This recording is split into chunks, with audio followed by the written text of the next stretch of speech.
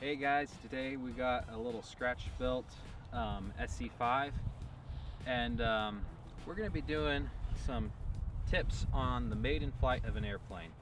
So we're going to go ahead and take it up in the air. When we land, we'll talk about it.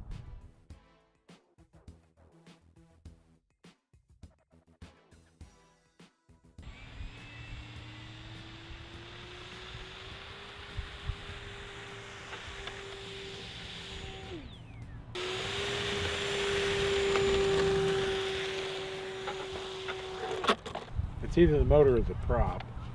I think the prop isn't big enough if you ask me. So we've got a backup here. It's pretty old, pretty beat up, but it flies, and that's the main thing.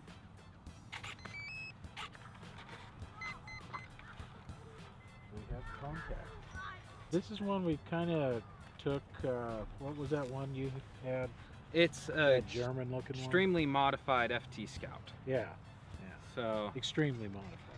Yeah, pretty much all our own design except for the fuselage stuff. But all right, Dad, you want to take this one off? Let's make sure we got power.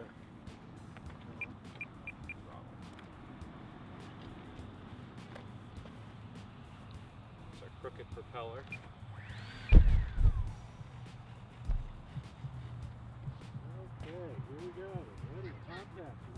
1, 2, 3.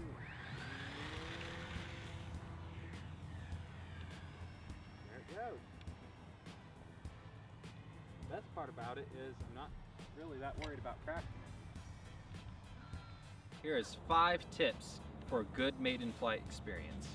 So, Austin, wouldn't you agree with me that one of the first things we do when determining how good a plane is going to fly is kind of testing your CG? Oh, definitely.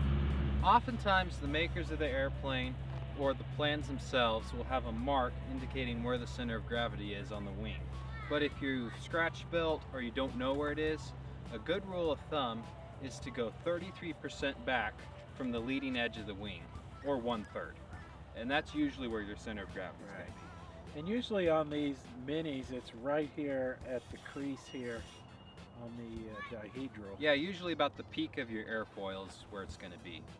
Another tip I'd have for you is always make sure when you're taking off, especially on your maiden, point the plane into the wind, because that's going to make the plane a lot less squirrely on takeoff. It's going to get it up in the air quicker and make a whole better takeoff experience altogether. Yeah, good idea. And that kind of leads us into our next tip: get it off the ground as quickly as possible.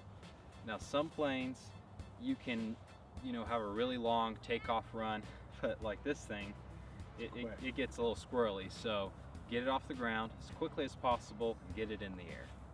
So I would say another tip would be to get it up high, just in case it gets a little squirrely or something on you. Yeah, you want to have plenty of altitude to maneuver and make corrections if you stall it, or you lose control or lose orientation, or any one of those horrid things happens. And so that way, if it's up in altitude a little, you got a little room to play with. Yeah.